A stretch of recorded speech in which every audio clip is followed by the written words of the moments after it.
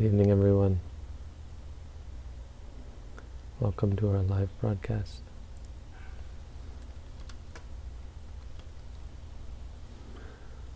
Hopefully you can hear me. Hopefully the sound's okay. If not, please feel free to complain about it in the chat.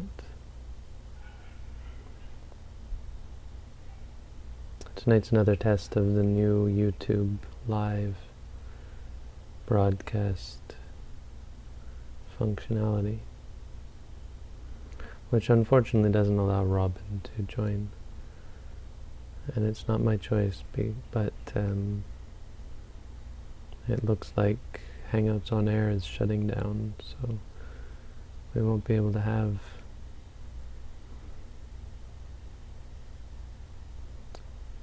there must be a way, I just don't know it yet, to have someone else join.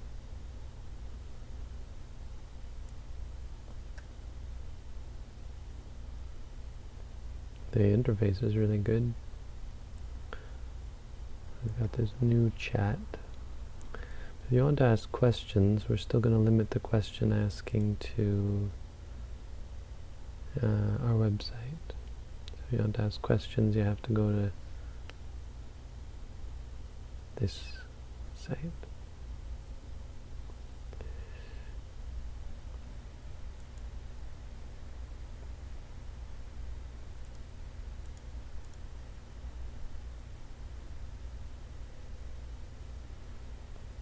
How's the audio for those of you watching YouTube?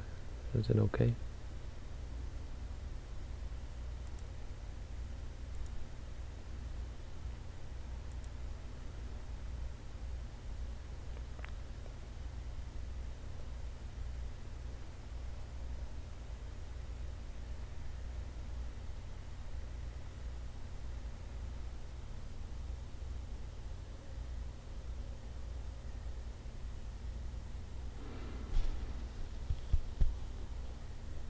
Alright, so let's start with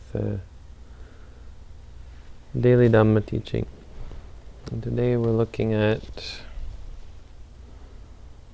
Anguttara Nikaya, Book of Threes, Sutta 126, or thereabouts.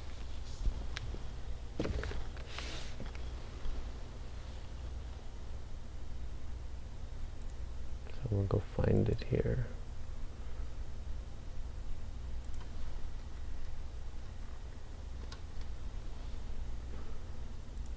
Not that one. The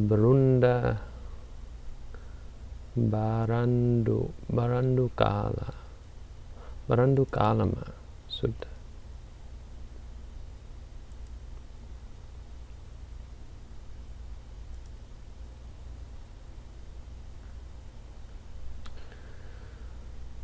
So there's the story behind the sutta is not all that interesting to us, except there was a guy named Barandu. And it seems that this guy named Barandu, who was once a Buddhist monk, but he was apparently someone who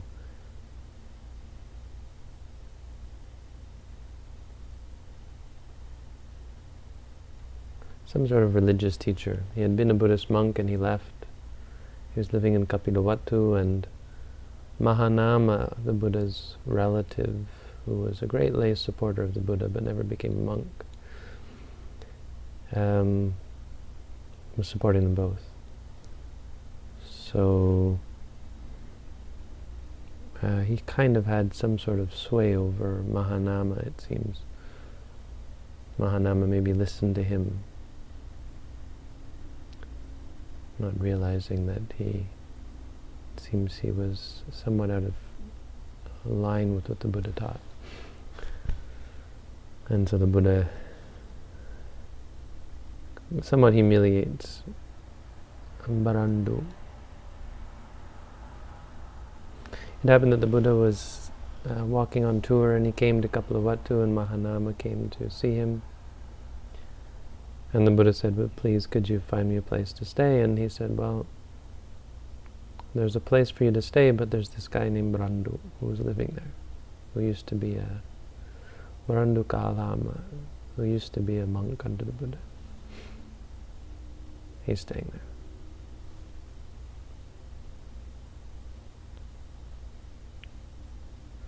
He said, "So you can stay with him at his hut or his dwelling."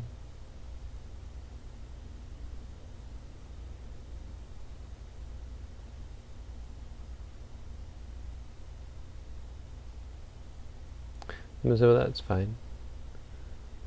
And so you can go and prepare a place for me to sit."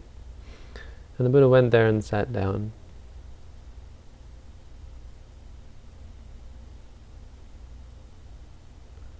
Or lay down, and the Buddha slept there with Barandu, and in the morning it seems they kind of met together, and Mahanama came to see the Buddha in the morning, and the Buddha taught what's actually interesting about this sutta. The whole thing about Barandu is just a little bit curious, as we'll see, but the important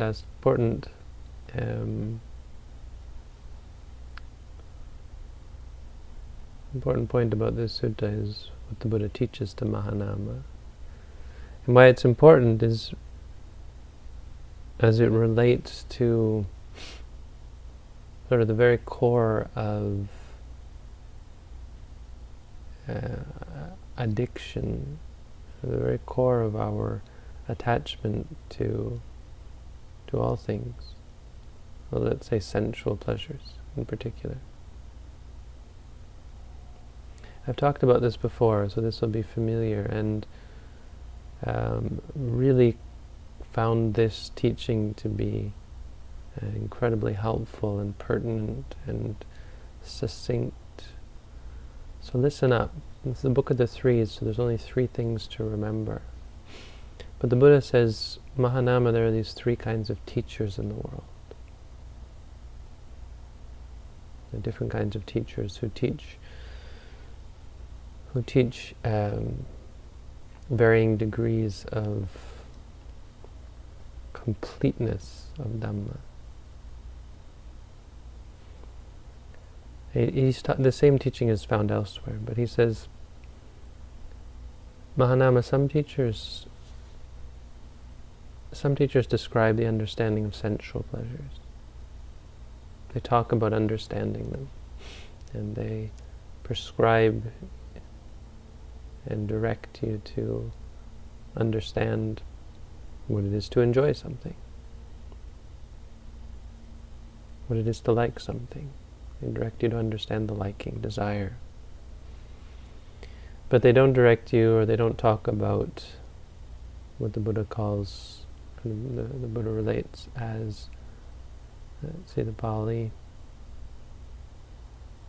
it would be rupa, let's see.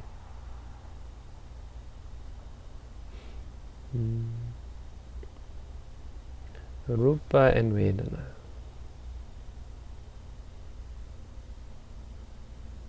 Narupanang parinyang panyapeti.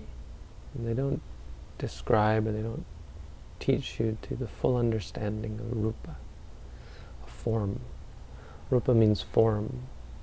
So here it refers to things that are seen and heard and smelt and tasted and felt, the objects of the sense. And they also don't describe they don't teach Vedanang parinyang, the full knowledge of Vedana, which is feeling, the pleasant feeling. They're not able to distinguish these 3, and this is really a key aspect of what makes the Buddha's teaching great, is his ability to separate aspects of experience out. So that instead of you having a problem, this entity that we call addiction, I'm addicted to something, I like something, you're able to see that, well, actually there's just a whole bunch of aspects of experience that are interacting with each other. The truth of the matter is a little bit more refined than that. Because if you just deal with, I am attached to something, I like something, and if you're not able to see the intricacies of what's really going on,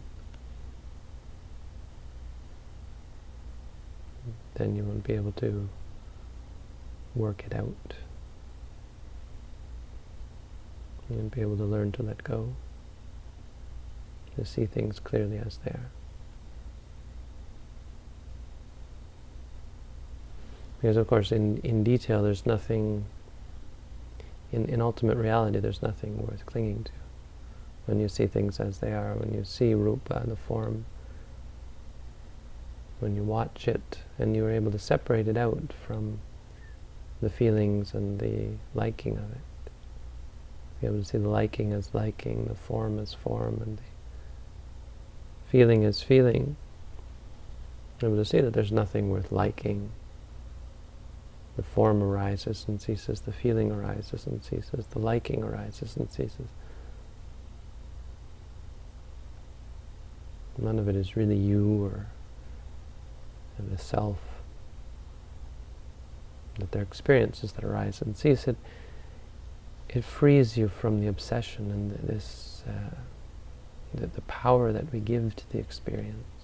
When you see how simple it is, how it's made up of simple entities, instead of being some mysterious thing called addiction or desire or so on. Be able to see, oh well, there arises the seeing, the light touching the eye, or the sound touching the ear. And then there's a pleasant feeling, and because of the pleasant feeling there's a liking, there's a craving for it. This is really the best way to look at craving, practically speaking. As you meditate, you'll be able to experience these three things. From time to time, sometimes you will be clear the rupa, the experience, seeing, hearing, smelling, tasting, feeling, thinking. Sometimes will be clear the pleasure, the intense pleasure from seeing something you like, hearing something you like. And sometimes it'll be quite clear the liking, the desire for it. These three aspects of the experience. So it'll be said, some teachers are only able to, they only talk about desire. They don't talk about the rest. Some teachers are able to describe the understanding of pleasures and forms, but not feelings. And some teachers are able to prescribe the full understanding of pleasures, forms, and feelings.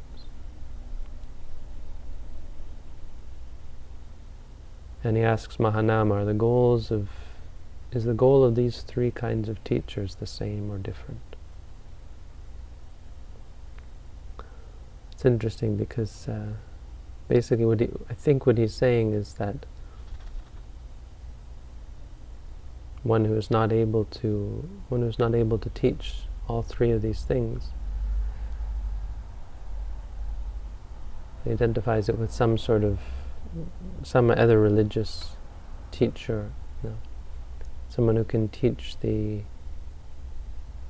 about desire, won't be able to lead one to nibbana. One who is not able to teach these three things doesn't lead to the same goal. So Barandu says, tell him that they're the same. Barandu tells Mahanama what to say. So somehow he's got this sway over Mahanama. And the Blessed One says, Mahanama, you better say that they're different. And Barandu says, Mahanama, say that they're the same. Say that these guys have the same goal. It seems that Barandu probably taught specifically about sensual pleasure. He did never think to be able to separate experience into its component parts. So there's kind of this conflict. The Buddha actually instigates it. He sort of humiliates Barandu in front of Mahanama, and 3 times they argue. And Barandu says, this Gautama has contradicted me 3 times in front of Mahanama, I better leave. And he left Kapilavatthu. He left for good and never returned. It's an interesting story, but the important point is this ability to separate experience or attachment into three parts, 3 components. Because that's what, there are more aspects to every experience, but these are the 3 salient aspects of any desire, any clinging. And as you practice, if you can find yourself going back and forth between these 3, you can cover pretty much the bulk of the addiction, and you'll find yourself loosening up and becoming less excited about it, about the process, as you see it going back and forth and back and forth. Another one might be the thoughts about the experience. One thing that's not mentioned here is your thoughts and your views and your beliefs. Where you think, oh, this is good. It's good that I like this thing. Or you might think, oh, it's bad that I like this thing. Or this object is desirable. You're scheming how to obtain and all that.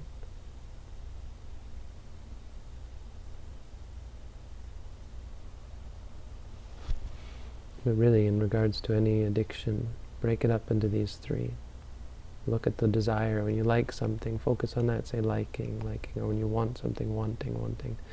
But also look at the actual experience before the liking arises. If you see something that you normally like, you'd say seeing.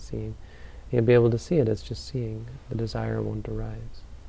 Or the feeling. If you feel pleasure, it's not a problem to feel pleasure. Pleasure isn't the problem. But if you're not mindful, of course you're going to like it. And liking is the seed for addiction. That's the problem. So if you say to yourself, happy, or pleasure, focusing on the pleasant experience, then your mind will stay fixed on the reality and it won't react. And the desire also won't arise there. Going back and forth between these 3 is a great way to deal with addiction and to ease up and to find peace and contentment. It takes work, of course, but that's really the best way. So just a brief teaching tonight. That's our Dhamma for this evening. Hey, we have Drew here tonight. Drew, come say hello. Drew's leaving tomorrow, so I can interrupt his meditation. Come sit here. Drew didn't get to finish the meditation course. He's just done... how many days have you been here? 9 days. Okay. Well, I will be 9 days. Tell us about how's it been? It's been hard, but it's been worthwhile for sure. It's, a lot of work. What have you learned? Learned a lot about the way I think and the problems with the way I think, and it actually, I get it, no? you change, you do. And I've learned a lot. Good for you. How old are you? I'm 19. 19. You did how many days again? About 9 days. 9 days. Good for you. We can do it. I'm leaving tomorrow. And you're from America. You won't say where. Okay. Thank you. You can go ahead then. Or you can stay if you want to listen to the questions. Or you can go practice. No, it's your last night, no? Right. Okay, let's see how the live thing is going. I do see this chat on YouTube, but I'm not going to respond to it. See, YouTube is too open. There's too much, it's too unfiltered, and the potential for people to come on here drunk, stoned, or just goofing off is too high. So we will be taking questions at our ordinary website, as usual. Unfortunately, I don't have Robin. I haven't figured out a way to get her on here. I know what I could do. Let's see if I can do this. Robin, I hope you're there. If you are, here's what we're going to do. We're going to do why can't I do an audio call?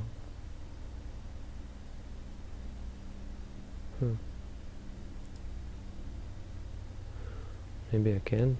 Let's try this. Hopefully it'll just not let me use video.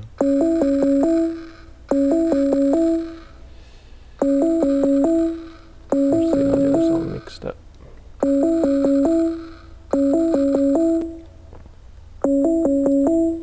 I'm calling Robin. Maybe she won't even answer. She might not even be here tonight.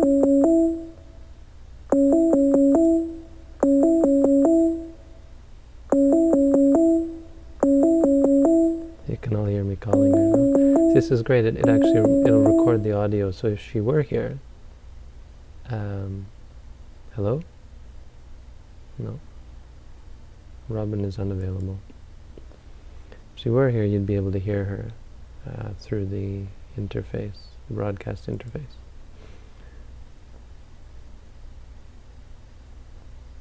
Okay, so yes, we have two chat interfaces. If you're looking to ask questions, you have to come onto our website, sign up, and ideally you have to start meditating with us. Okay, so I'm going to read and answer questions.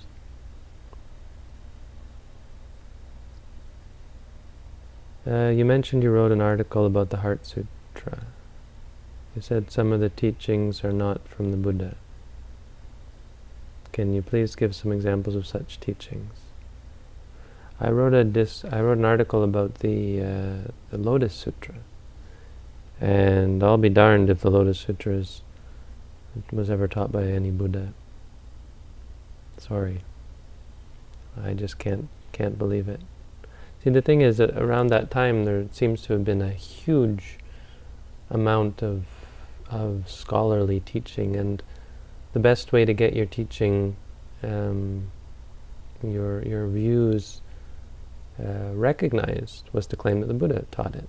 The problem was the teachings tended to be mutually contradictory. And so this guy in China, and this is of course the way I look at it, but it seems the way most scholars look at it, this guy in China, whose name escapes me at the moment, thought that it would be a great idea to put them all together into one religion, which he called Tiantai, and something like that. I mean, I'm probably way oversimplifying it, but he used the Lotus Sutra to do that, because the Lotus Sutra was the first sutra to actually claim that the Buddha the things that the Buddha taught were basically lies. They were lies that were used to benefit a person. If you lied to someone for a good reason, then it wasn't considered a lie, because it brought a person to greater benefit. Basically, you promise someone something, and then you don't deliver, but you deliver something better. And because you deliver something better, it's not really a lie. It's basically the gist of the beginning of the Lotus Sutra. And so I wrote an article sort of finding problem with that. That's it in a nutshell.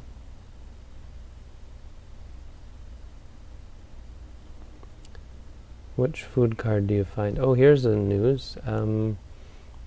A group of Sri Lankan people in the area came to visit me today, and they've gotten together and they will be offering me food 5 days a week. They're going to rotate. And so food is no longer an issue. Tomorrow Kung is coming, who's a Thai supporter. She'll be staying with us, but tomorrow she's going to offer lunch, and then Sunday and starting Sunday, there's going to be food here every day for me. So I won't be using food cards, not all that much. But there may still be times where I'm traveling or I'm at school that I will. There will be days when I'm at school that I'll be using the meal plan. So we raised all that support for the meal plan, and so I will be getting food when I'm at university, because there is credit. The money has already been spent. All I have to do is go and order the food. So I'll be doing that 2 days a week, and then the other 5 days a week I'll be going to these people's houses sometimes. I'll actually get to go on alms round to people's houses. They're very close. There's one over here and one over there, just down the road. We picked a good location as far as Buddhists go. We've got some Buddhists in the area, which is great. But the cards, as far as using the cards, I could still see myself using Tim Hortons. Problem is there's no Tim Hortons nearby, otherwise I'd go get oatmeal in the morning. It's not really convenient, Tim Hortons is. And there is quite a bit of credit in the Tim Hortons account. Starbucks is nearby, and I know that some people sort of smirked at the idea of going to Starbucks, but they have really good food at Starbucks. So from time to time I have gone there, and that money is, I think, almost empty. So if someone wanted to support my going to Starbucks, that would be nice. The other thing is I'll be going to New York in October to teach meditation in New York City for a weekend. And there's a subway near where I'll probably be staying. I'm not sure actually. Maybe we've moved. I'm not sure if we will be staying at the old place. But the best way for me to get food there was to go to Subway. Now there's still some credit in the Subway, but Subway's been kind of acting up, and I'm not sure how much there is there. Anyway, there's some idea, to give you some idea of what I still potentially could use. But it's probably not going to be that big of a thing to use the cards, not in the near future. So yeah, it's talking about our food situation. I have trouble understanding non-self. Well, if you could understand non-self, that would be the end of your troubles. So understanding this only come at Nibbana. Well, it comes during meditation practice. Non-self is recognized in experience when you find that it is not under your control. So today I was reading on Reddit, someone was talking about this meditation thread, so I dove in there and started answering a couple of questions. And someone asked, how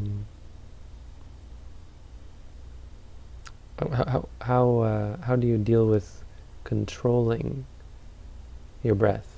You find yourself controlling the breath. What do you do about that? You can't stop it. And I said, well, that's the funny thing, is you can't control the controlling. And what you're actually seeing is that there's no control at all. And the controlling is just a part of the uncontrollable experience. And so seeing that is non-self. When you start to realize that you're not in control at all, that control is an illusion. When you start to see that, that's non-self. When you see that things arise and cease of their own accord. Really, the three characteristics are not something you should worry too much about. You should worry that whether you're practicing, focusing on reality. And that's it, because once you focus on reality, of course you'll see impermanent suffering and non-self. That's the nature of reality.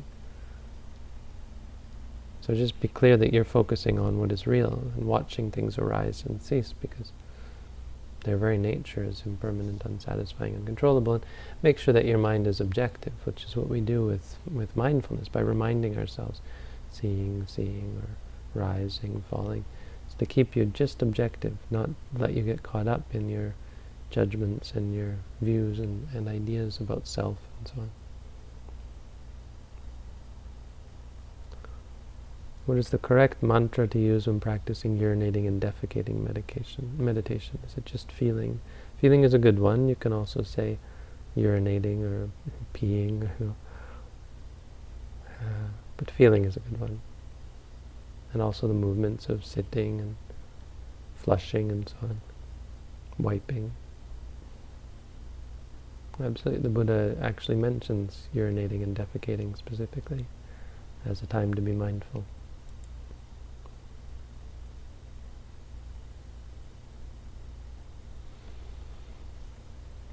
Does eating habits affect meditation practice?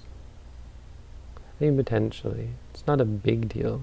Of course, junk food is involved with desire, so if you're feeding your addictions, your desires, it's very difficult to become objective. Your mind is soaked in desire.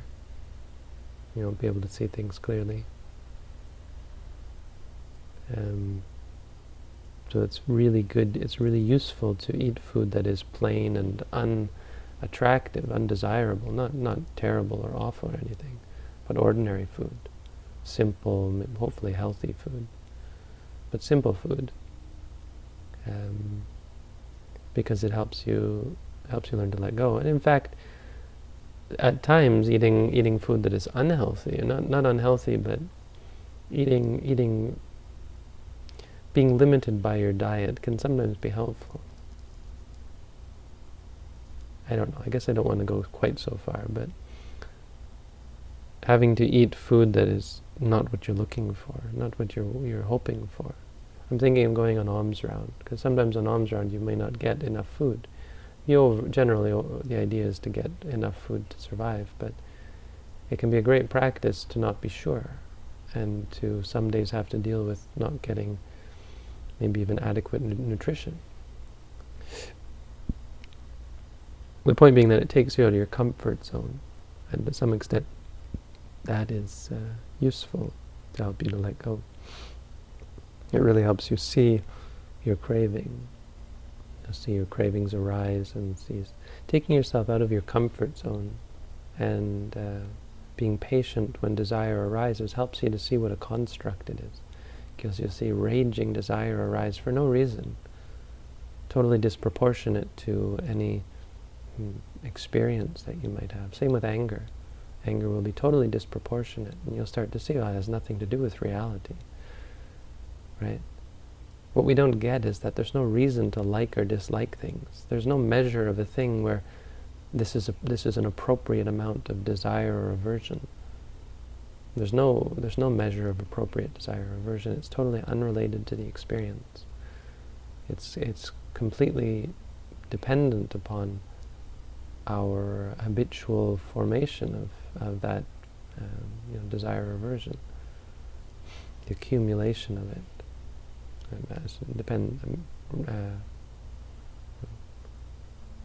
Determines the level of attachment or aversion. So going without junk food is useful. And also you could argue that I think there is an argument to be made for eating healthy in general, because it supports your ability to walk and sit and see things clearly. Now, an obsession with healthy food is problematic. The obsession with health in general creates the delusion of stability. One loses sight of the fact that sickness is a part of life, and it's just around the corner for all of us. It's always a potential. But I would say in general you should try and find a simple diet. One that allows you to see that your desire for food has nothing to do with the food.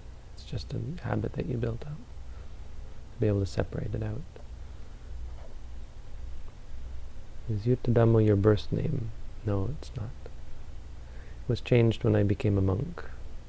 Funny, I just met an old friend from childhood, and she asked me, "Do people still call you Noah?" And I said, "Yes, people still call me Noah." At university, they still use my birth name. I may change it in the near future. There's some legally in Canada to change it. I have to have been here for 2 years, so I guess by now I've been here for 2 years, so I think I can go about changing it. Probably should. Hopefully I'll get around to it. Could you give me some advice on meditation? Sure. I often find myself wandering or open my eyes. make it hard to truly focus on one thing that arises. Is there any method to help me remain focused without getting distracted? We're not trying specifically to get focused, not like that anyway. The best thing that will help you is to learn to be flexible. Usually the reason is because your mind has wandered and you haven't kept up with it. You're still caught on something. And as a result, you start to give rise to restlessness or desire or aversion, and that causes you to open your eyes and move around. But you can't control your mind, and we're not trying to force the mind to focus. We're just trying to become flexible. I mean, that's the real challenge in the practice, is to keep up with your mind. When your mind jumps to something new, is to keep up with it. If you haven't read my booklet on how to meditate, I'd recommend that as a place to start. And begin to cultivate this remembrance of things as they are, the ability to keep up with things as they are and cultivate clarity about them. So when you're wandering, you would say wandering, wandering. When you open your eyes, you could say opening and then seeing, seeing. So you can still be mindful, you see. And eventually you're able to organize your experience. Your mind and your experience becomes more orderly, and you find you won't wander so much, and you certainly won't open your eyes as much when you're meditating.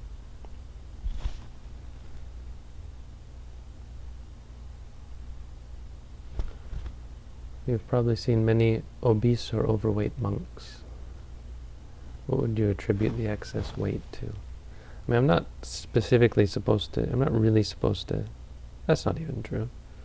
I'm not supposed to talk about a specific monk breaking the rules, but I could imagine that there are some monks out there who just have a biological nature to get fat off of one meal a day. But I would say by and large they're just eating all the time when they shouldn't be. They're breaking rules. There's no question. There's a great number of monks out there that no longer keep that rule, but only eating as much as you need.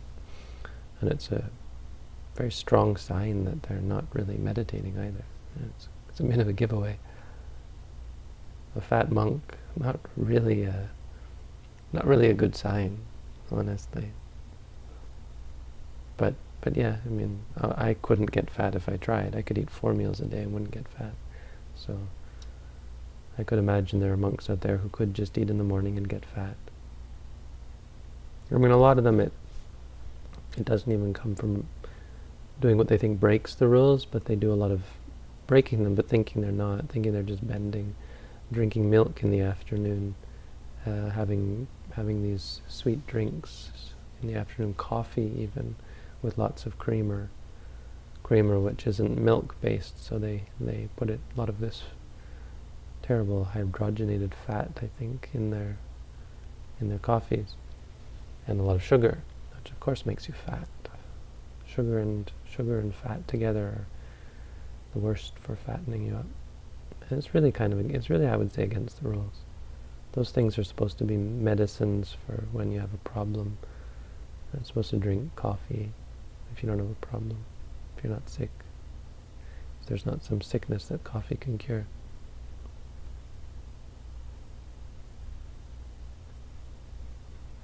How are we doing over on YouTube? 45 people met watching, 5.5 messages per minute. Have this neat graph.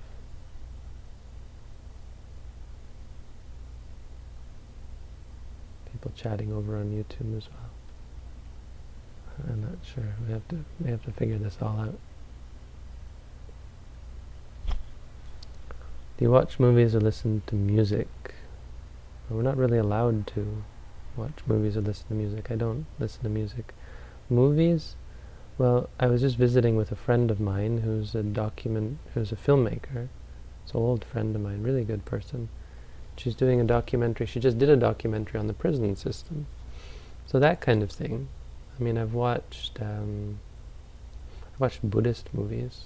I even watched this Korean movie that I probably shouldn't have, called Spring, Summer, Fall, Winter, Spring. It's an interesting movie. It's not really my cup of tea, but I guess you could say it. I mean, it's Mahayana Buddhist, but you could say it's Buddhist. I don't mean to discount it just because it's Mahayana Buddhist, but it means it's different from the Buddhism that I subscribe to. But yeah, no music.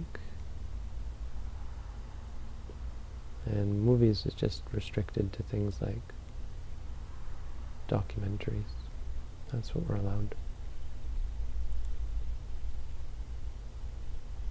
So I'm hoping to watch this documentary on the prison system.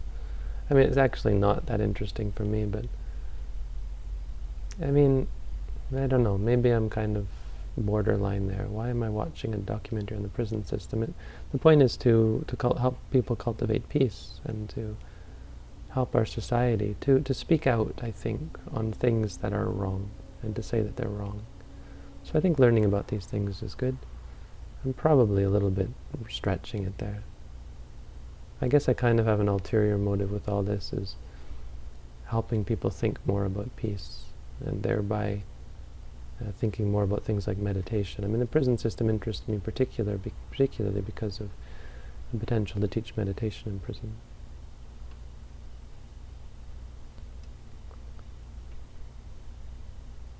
Does those donations go to food cards and restaurants, or are they separate? You must be talking about something that's not on the question list. We have a support page. If anyone's interested in supporting our organization, we're not hard up. We have a great amount of support, thanks to most of you, I'm sure. But we have a support page, and we do run, everything that we do run is all donation-based. You saw this Drew here. He's not paying to stay here. He's been here 9 days, and Rebecca, who's now tonight doing the end of her course, she never paid to stay here. They're eating free, room free, teaching free, everything free. So it's all made possible because we've got such an awesome community, and everyone wants to see this continue. And we're doing online courses, and all of this is free, all this equipment. It's all supported by the organization and by all of you. So if you want to support us, we have a support page at sirimangalo.org/support. I mean, go to our main sirimangalo.org page if you want to learn about the organization. That takes care of me. And the support page should detail a lot of those kind of questions. Most days I find excuses not to meditate, and instead waste my time browsing the internet or playing games. What techniques or things have you learned to improve daily meditation? Well, having a community is useful. That's part of what this was all about, bringing people together. I think many people here can attest to the fact that having even just this sort of artificial community, or e-community, I don't know what you call it, cyber community, is a support, having a reminder every day to come on here and meditate and to push each other to meditate. I think that's useful. You could do an online meditation course. I think people have found that useful, to meet with a teacher once a week. When you have to know you have to meet with me at the end of the week, it's something that pushes you to meditate every day. But in the end, you just got to do it. The choice is up to you. Do you want to live out your life wasting time? I know it's very easy to do, and there's a strong inclination to become addicted to it. And that's the struggle. No one says Buddhism is going to be easy, and most people will never make it, won't cut it, and just get lost in their desires and addictions. So there's really, the only answer is you got to do it. I'm not going to say that you're going to be able to. Maybe you won't. You may be one of those people who doesn't get it, who doesn't make it. It's completely up to you. Which is kind of scary, but it should give you a little kick in the pants and push you to meditate a little more.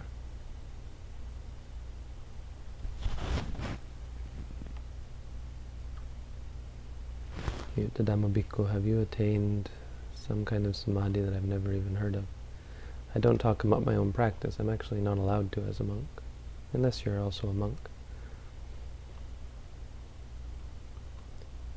Is this the place to offer dana still? Yeah.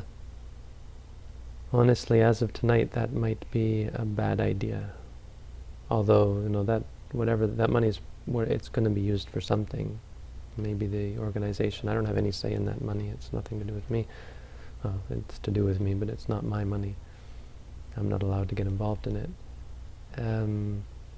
But I would say that campaign is probably overkill at this point.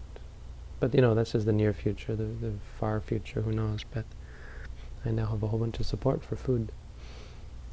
People who will bring me food or invite me to their houses to receive pindapata, alms food.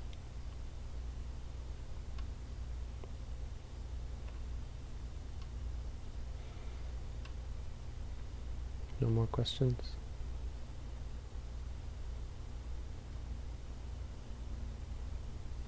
Looks like we got a bunch of new people on here who don't understand how we ask questions. If you want to ask questions, you've got to add the little Q, little question mark. You got to figure out how to get that question mark in there. It's in the emojis. This is maybe not quite as straightforward as it should be. But I don't answer questions unless you figure out how to put the question mark, that question mark emoji in them. And that may seem a little bit weird, but the point is we got this filter that I can click this filter button on the right and it shows me just the questions. Otherwise I have to go looking for them. It's a real chore. So it's not perfect, I'm sorry, but I like making it difficult. This is why we don't answer questions on YouTube. If you make it too easy, people just you can become overrun. Don't quite take it seriously. Here we go. Now you've got the question mark. Mariana. Why people can be so mean sometimes and end up saying really hurtful things? Well, that's a complex question. I mean, I don't really have an answer. The answer is complex. People are mean for different reasons. Sometimes they're jealous of you. Sometimes they're just cruel. Sometimes it's based on insecurities. The one clear answer is it's all based on delusion. And so you could give a simple answer that because they don't understand that it's a cause of suffering, they don't realize that it's a bad thing to do, basically. And that may sound sort of simplistic to say, but it's really the most important thing to understand is that if you investigate your behaviors, and you truly and honestly look at them and observe them objectively, you'll be able to see that such meanness and cruelty is a bad thing. Objectively. You won't have to judge, you'll start to say, oh, this is really dumb, doesn't help, doesn't give me what I want. So, that's a simple question. I'm sorry. I feel like I should apologize to you for people being hurtful, and I'm sorry that you have to go through that. But it's a part of life, and on the other hand, it's good practice for us. The Buddha said, you have to remember, you're not always going to be confronted by people who say nice things to you. And so the ability to prepare yourself and to learn how to become invincible to these attacks, the suffering that comes from reacting, because it's not them hurting you, it's your reactions that cause you suffering. I know that's easy to say, and I'm sorry that it's not easy to do, but it really is the way, and the only way to free yourself from suffering is not to stop people from being mean and nasty. Stop yourself from reacting to it, to learn how to, someone's yelling at you, calling you nasty things, it's just sound. Can you recommend some good books on Buddhism, practices, or history?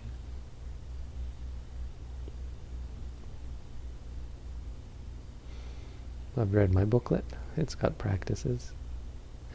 If you haven't read my booklet on how to meditate, that's probably a good place to start if you're going to stick around here, because that's what we focus on. It's a bit of a cop-out, I know, but so many Buddhist books out there, and they're so conflicting and confusing. So I'd recommend you start by reading my booklet on how to meditate. Try that. If it doesn't interest you, well, then the rest of what I say probably won't interest you either, so probably go find someone else and get their opinion. But after you've read that booklet, then come back and we can talk. If you have read that booklet, well, then I'd recommend anything by Mahasi Sayadaw, because everything he's written is pretty awesome, and it relates well with that booklet, I think.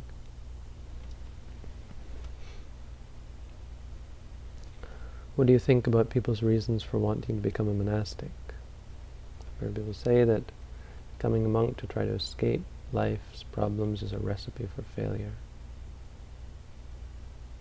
You know, I don't think it really matters what your intention is. Much more matters about your state of mind and your ability to accept being a monk. Because for some people it's really easy, it seems, to disrobe. For other people, you just can't believe that they're still a monk, but nothing makes them disrobe. You know, they could be the worst monks ever, but they're just not interested in disrobing.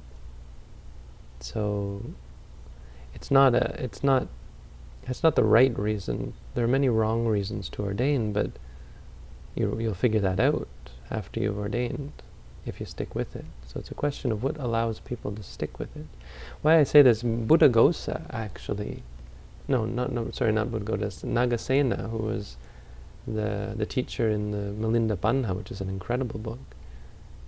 He was an arahant, as far as we understand. And he says he ordained for the wrong reason. Milinda asks him, so why did you ordain? And he said, well, I was young. I didn't really understand. So that's not really seen as, I mean, it's obviously not ideal. It's silly to ordain for the wrong reason, but it happens. And it's not the biggest problem. The biggest problem is what is your mental quality. So a person could ordain for completely the wrong reason. They could ordain because they were hungry and they thought, oh, these monks have food.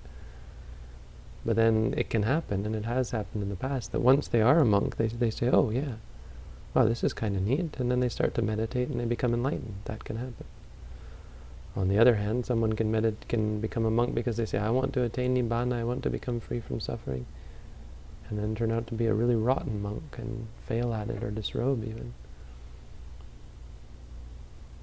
So that's sort of what I think about that.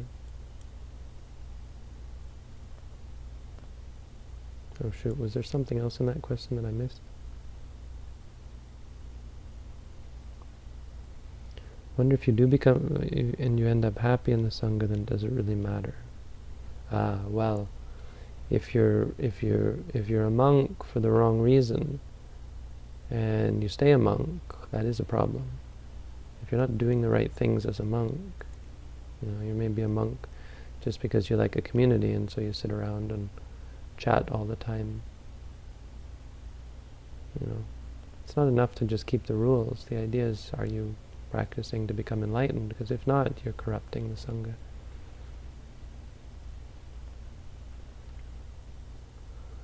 I'm not sure if I'm allowed to ask 2 questions, but what are the major differences between Mahayana? Okay, it seems like going on YouTube like this, we've got a larger audience tonight. I don't know if some of you are new here, but probably some of you are. But I'm trying to keep the questions at just meditation because I've got limited time on here every night. I don't want to stick around for hours and hours. And I'm doing this every night, but the questions should be based on meditation. I'm not going to give you answers to the major differences between Mahayana and Theravada Buddhism.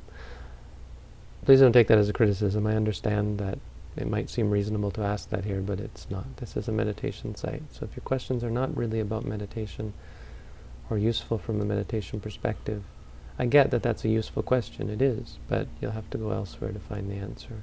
There are places. A really good place is buddhism.stackexchange.com. Maybe someone knows the link to that. I used to be involved with that, and I'm sure they're giving out answers, and I'm sure that question has already been answered on that site. What's the benefit of celibacy? well, the benefit of giving up any addiction, really. Celibacy, because sex is an addiction, and it's very much clouding of the mind. You aren't objective when you're engaged in sexual activity, far from it. It's an incredible cop-out, really, Life is, ordinary experience is, for most of us, stressful. You don't believe that because you're engaged in all sorts of sexual activity and sensual desires. But try sitting still. This is what meditation is. It's not a special activity. Meditation is the ordinary activity of just being with reality. Most of us can't do that. Why? Because we're addicted to things. Our addiction is a real problem. And it's a cop-out to give in to your addiction. It's not dealing with, it's not learning how to be, it's not learning how to exist, it's not learning how to be happy. So sex is a problem. Sex is an addiction. It's not good. I apologize, most of you are probably a little bit turned off by that answer, but those of you who know me probably understand. What's the best way spiritually to help with depression? Have you read my booklet on how to meditate? I'm assuming you haven't. That's where I would start. If you want to find my booklet on how to meditate, there's a menu up in the top left. And scroll down. Ooh, there's a live stream. Is that actually working? Go to the guide. In the menu there's a thing that says guide. G-U-I-D-E. Probably should be labeled a little bit differently and not be a shopping cart. A shopping bag. But that leads to my booklet on how to meditate. It's online, totally free. In fact, we're setting up a system by which you can order a hard copy, a paperback version. But read that, because the meditation teachings behind that, which are actually, there's better written books out there, a little bit longer, a little bit bigger, but meditation behind that is a great way to help deal with depression. Is loneliness just a concept, a negative spin on the world of the word solitude? Is loneliness even mentioned in the Buddhist texts? Good question. Is loneliness... Well, I would say it's not so much. I can't think of an instance. But the desire for... We would probably call it more the desire for society. And that's really calling it what it is. What does it mean to be lonely? It means to be wanting. It's an addiction to society. I know, hearing this word addiction is like, well, that's a bit harsh, isn't it? But let's call it what it is. You're addicted to it. Addiction means you're not comfortable without something. You're not happy unless you have something. It's an addiction. You're not happy without society, which is a bit ridiculous, because what does it mean to have society? What is society really? It's this nebulous thing that it's very ill-defined as the pleasant feelings that you get from being around people. But they're just pleasant feelings, and so it turns out to be an addiction to feelings, which in turn is really just an addiction to the mental or the brain chemistry, really. The endorphins, I don't know, what comes up, oxytocin, dopamine, all these wonderful chemicals that we have in the brain. And so it turns out to just be a drug addiction in the end, which sexuality is as well. Our addiction to food is just a chemical addiction as well. They're all just drug addictions in the end. But yeah, the Buddha talks a lot about the desire for society, which is one of those addictions, one of those problems. I have a serious lung disease and I am preparing for a double lung transplant. I am really struggling with anxiety and I know that I need to have a state of mind. It's beyond this anxiety. How do I go about that? Oh, well, you're in my thoughts, and I wish for you to have a successful operation. Even if you don't, I can't predict it. Meditation would be vital in your future. It's vital for all of us. But here's an example. This could be any of us, and we will all go through these sorts of things. If not now, then in the future. So this is a great. You're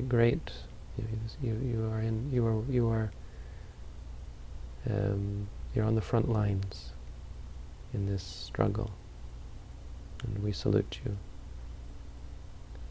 If you haven't read my booklet on how to meditate, I'd recommend that that's a good place to start. If you have, then I'd recommend you watch some of my videos on anxiety. I mean, briefly here I can describe it. Anxiety is, normally I just say go watch my videos, but this is an important, you're on the front line, so we back you up here.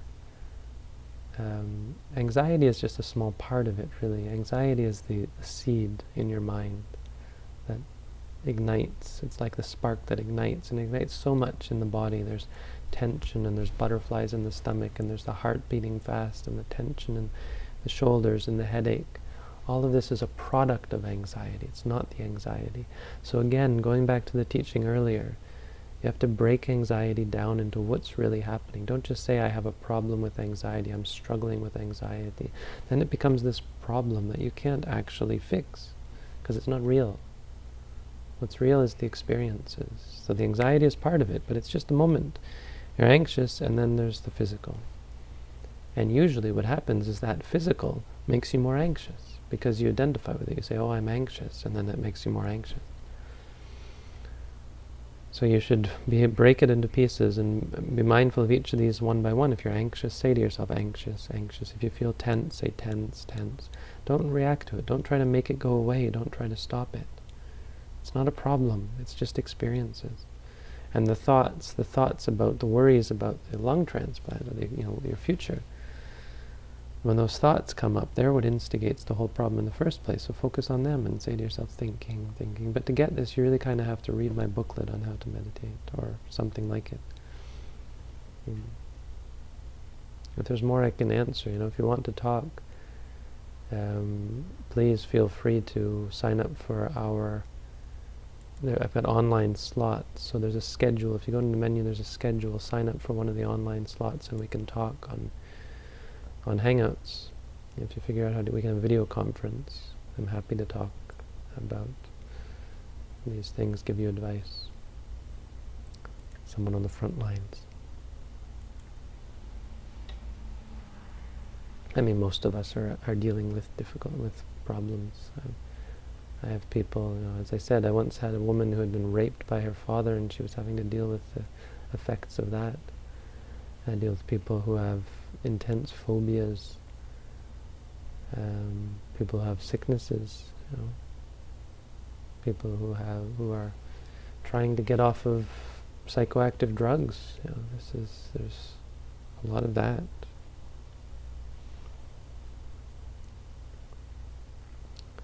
How does dropping one's ego give one ultimate happiness?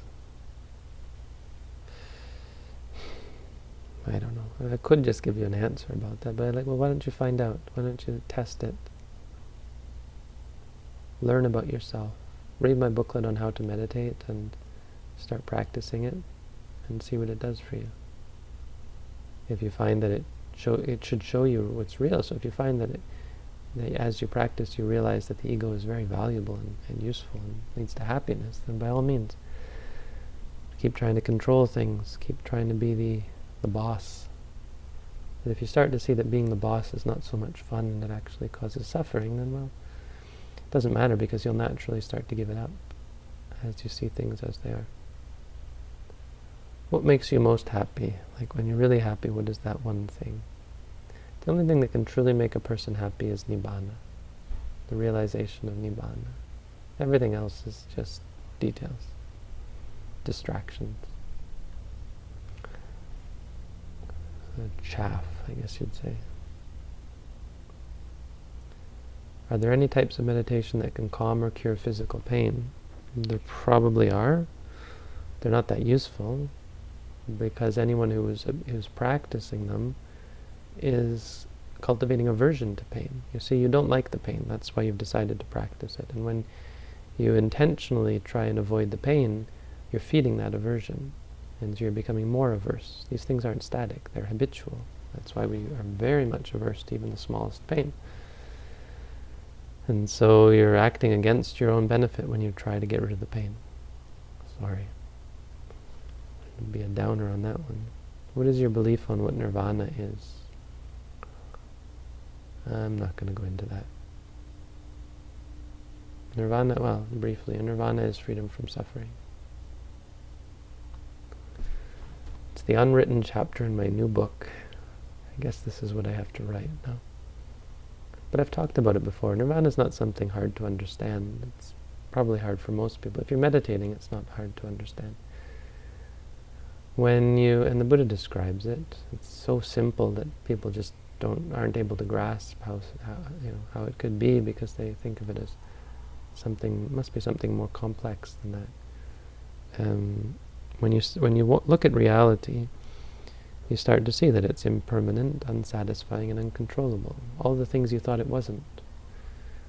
The reason we cling and strive for things is because we think that we're going to find something that's stable, pleasant, satisfying. And the closer we look, the more we see that nothing that arises is like that. And so we start to become ambivalent and disinterested, and we start to reject the attraction to these things, until finally the mind just gets it and says, there's nothing that arises could possibly satisfy me. Everything that arises ceases, that's all. And then the mind lets go. And when the mind lets go, there's the cessation of suffering. No more suffering, none. And what that means is the cessation of things that aren't satisfying. The cessation of things that are not actually happiness. And all that's left is peace. Nibbana. I'm not going to go into too much more detail about that. Practice and find out. Do you want to try it? Go ahead. Come do a course with us. See how far you get. On meditation, sometimes I try to do this whole day meditations, but I only get 1 or 2 hours and grow tired. How can I overcome this? Not easy. Doing a whole day of meditation is not an easy task. You need real fortitude and determination. The best way is to find a meditation center and have a teacher who will tell you what to do. It's night and day, When you get to a center and they tell you you have to do it, suddenly, boom, you're doing an all day of meditation. Much easier. Have a teacher, have someone you can talk to. But 2 hours a day, start with that. Start with doing 2 hours a day. And I'm still not convinced that you're actually practicing meditation in our tradition, so I'm going to insist that you read my booklet first and then come back and ask. And I'm not answering that question. Sorry.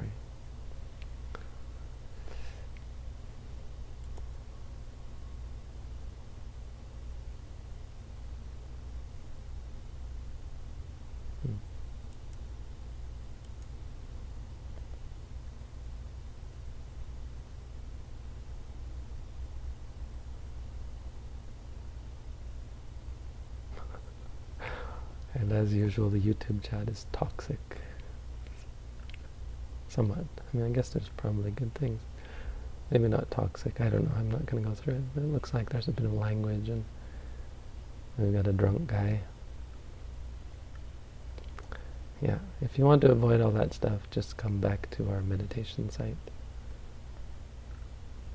I don't know, actually, this is a good question. As we get more popular, can we prevent people? Can we actually kick people from our site if they're rude? I suppose it's good to have to deal with this sort of thing. But, yeah, it was great to see new people coming. We got 29 people on our meditation site right now. 48 people watching the live stream. So hopefully the audio situation has sorted itself out from last time.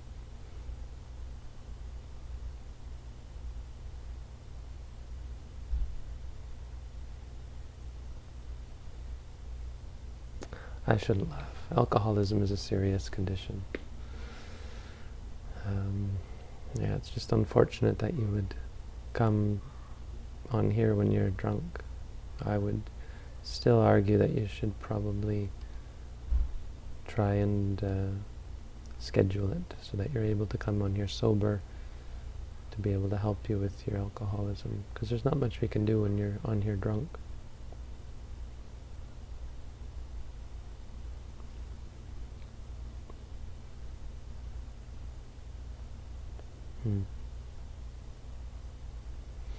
Yeah, one of the big disadvantages with alcohol is there's lots of disadvantages. I'm not going to go there. Alright, that's all. It's been over an hour. So let's hope this all worked out well, and I'm assuming this is still going to be recorded and put on our YouTube channel, my YouTube channel. So many tools here. I can do different things. And then the encoder, I've got all these tools here. I can go to my desktop. I can go back to this. I could add pictures if I wanted. It's really powerful. But the only thing it won't let me do is insert Robin in it, which is understandable. But I could. I would just have to